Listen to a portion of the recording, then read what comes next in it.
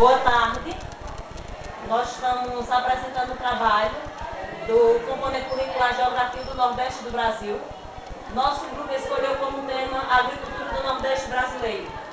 O nosso grupo tem como componentes Adalva, Arleide, Camila, Daniela, Jamile e Cileide.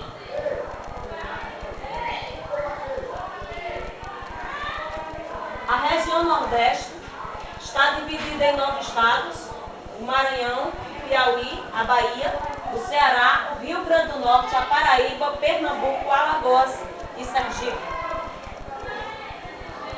Ocupação e organização do espaço agrário nordestino. Nós sabemos que a organização desse espaço agrário do Nordeste, ele teve sua herança no período colonial, onde, quando chegou a coroa portuguesa aqui no Brasil, se instalou no litoral, principalmente do Nordeste brasileiro, cultivando a monocultura da cana-de-açúcar e, mais tarde, trazendo para o Brasil africanos que foram utilizados para o trabalho escravo, na monocultura da cana-de-açúcar, nos grandes latifúndios. Foram destruídos a Mata Atlântica para o cultivo da monocultura da cana. Também escravizaram índios, e houve essa ocupação e organização desse espaço agrário nordestino, uma agricultura de latifúndios. Esse espaço colonial, como foi que esse espaço colonial ele se concretizou e ele se deu nesse espaço do Nordeste? A região onde se teve a ocupação mais antiga, desde a chegada dos colonizadores. Como eu já falei, quando os portugueses chegaram aqui no Brasil, eles se instalaram no litoral pernambucano e principalmente a Bahia, também a Bahia e Pernambuco, instalando-se nessa faixa litorânea e plantando a cana-de-açúcar, que foi o que fez naquela época o Nordeste se tornar a maior região de maior desenvolvimento. O seu espaço foi organizado e estruturado em torno da atividade canavieira.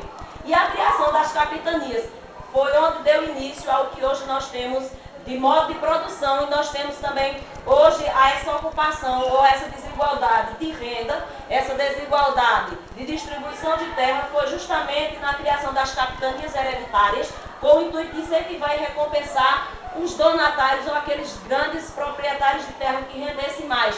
E também as sesmarias, que foram também espécies de capitanias que foram doadas a donatários e a grandes latifundiários, principalmente aqueles que vinham da coroa portuguesa, que tinham uma certa condição financeira de fazer produzir essas terras.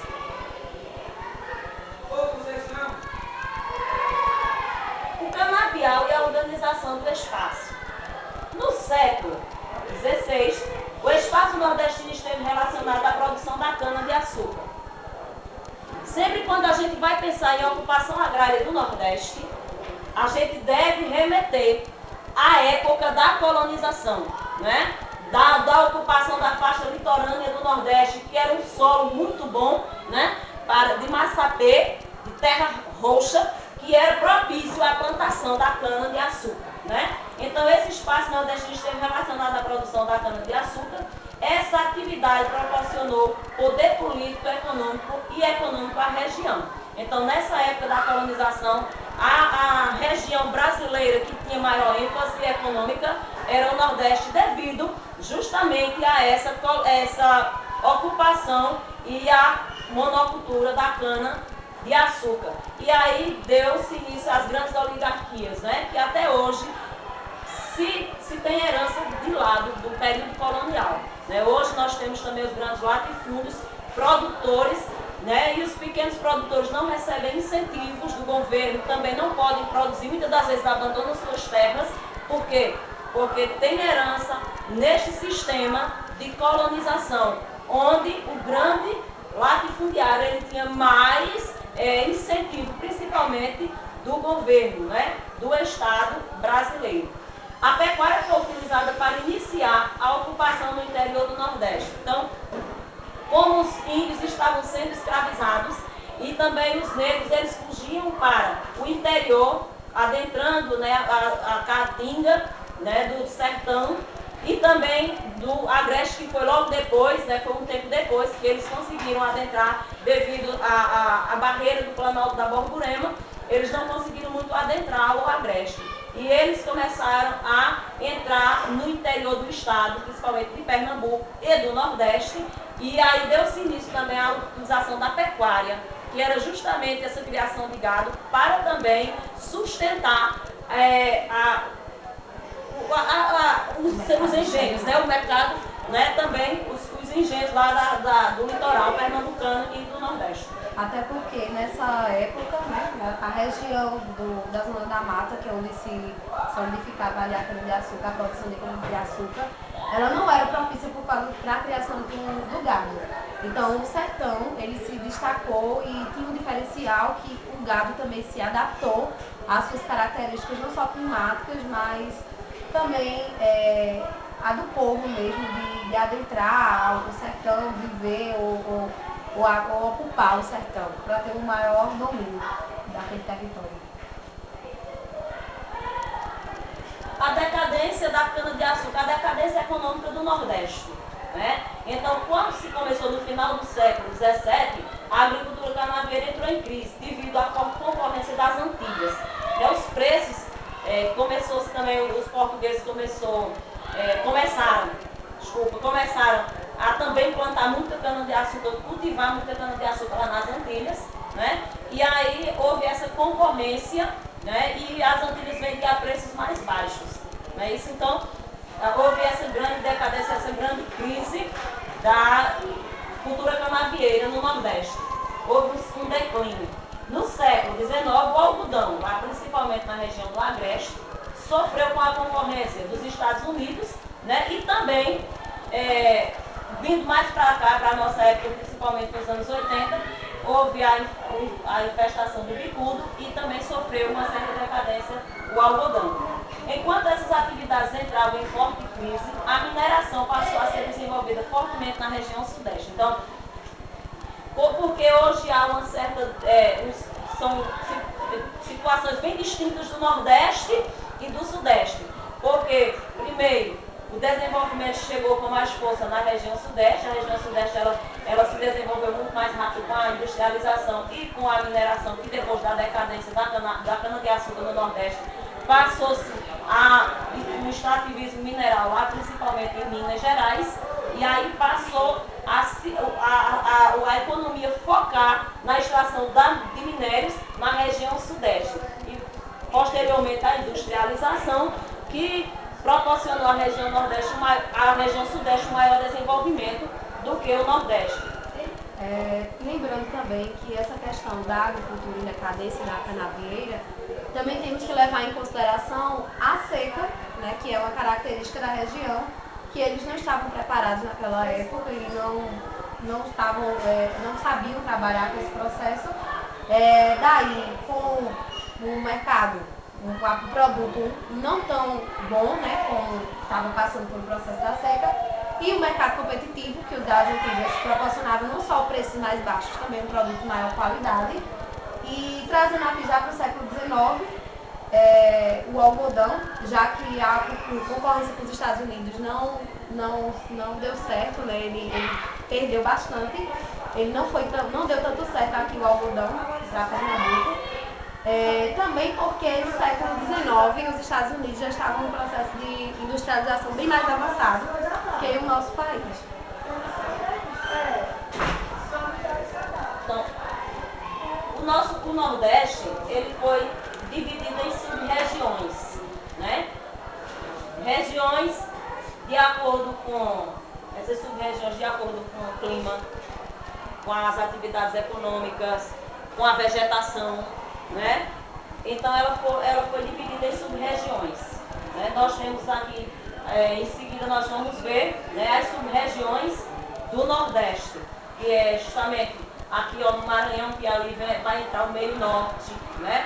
O sertão, né? Vai entrar a zona da mata, que é justamente onde foi cultivada a monocultura da cana-de-açúcar, né? Fica mais na faixa litorânea. E tem o Agreste, que é essa zona de transição entre sertão e a zona da mata. Então, a zona da mata, bem mais próximo, né? Que a gente pode dizer assim, das regiões metropolitanas. Aqui nós temos o que? A cana-de-açúcar, né? Que é mais cultivado em Pernambuco, Alagoas e Bahia, não é isso? Aqui o cacau, que é cultivado na Bahia, né? E principalmente na região de Ilhéus, né? E aqui nós temos a zona urbana, né? O litoral, muito próximo às capitais.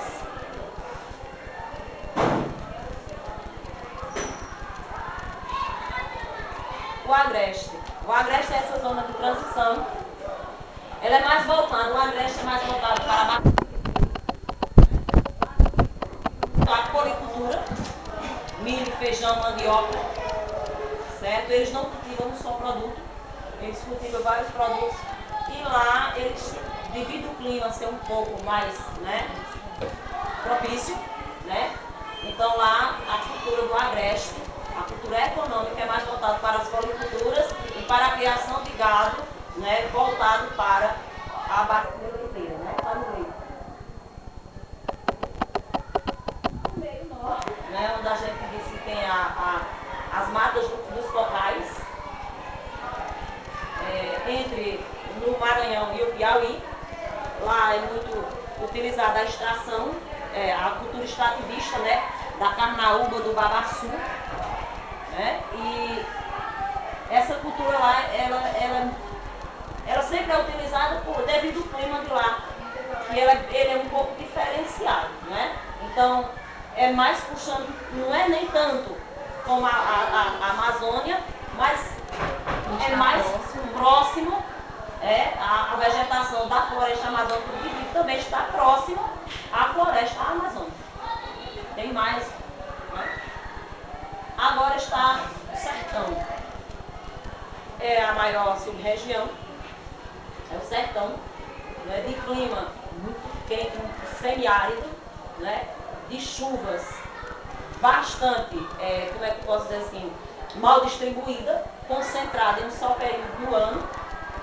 E a cultura do Nordeste, do sertão do Nordeste, como a gente já falou aqui, ela é mais voltada para a pecuária, mas já se pode vislumbrar, né, outros tipos de culturas no Nordeste, principalmente o perímetro, a irrigação lá em Petrolina, a fruticultura, né, e lá eles produzem manga, mamão, vários frutos, principalmente para o mercado externo, para a exportação, né? Então lá em Petrolina e também como perímetro irrigado aqui de Bimirim, né, na microrregião do Mochotó,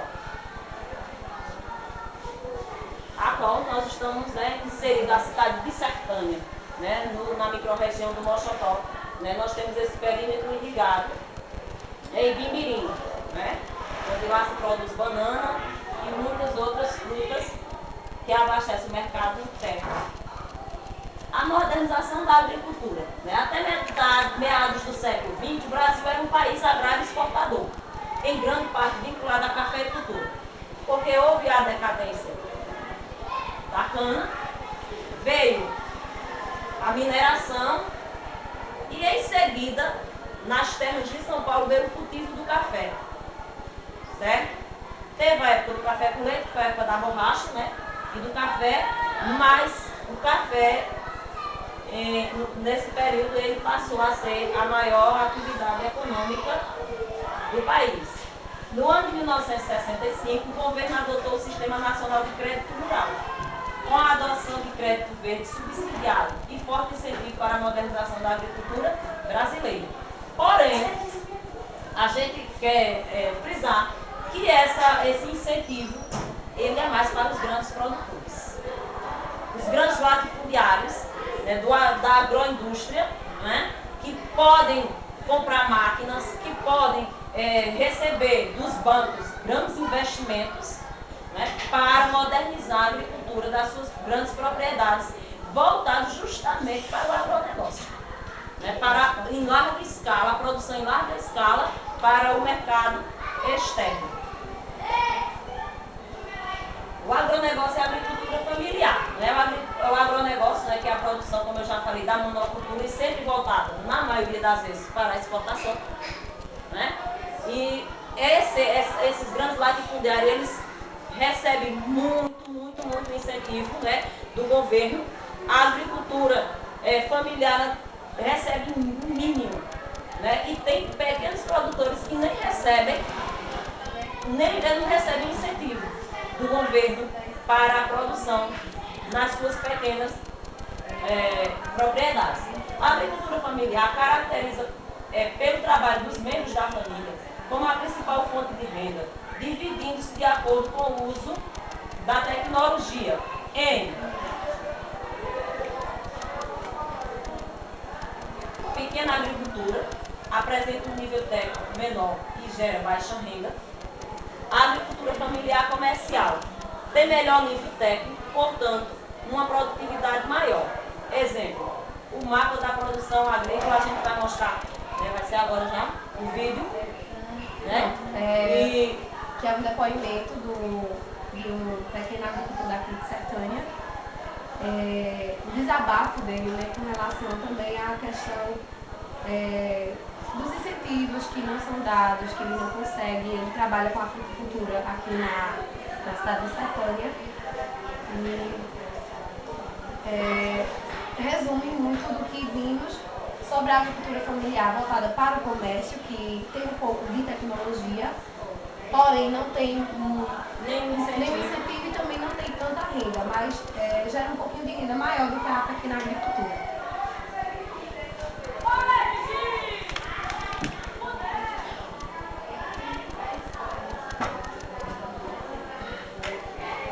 Vai ser ali agora, né?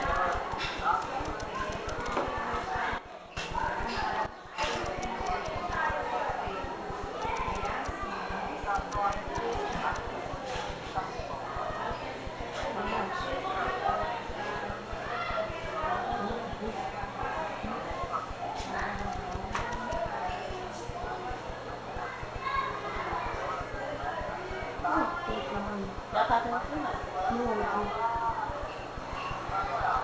Final? Tá no final já. Por que ele dá pausa? Por que ele dá pausa?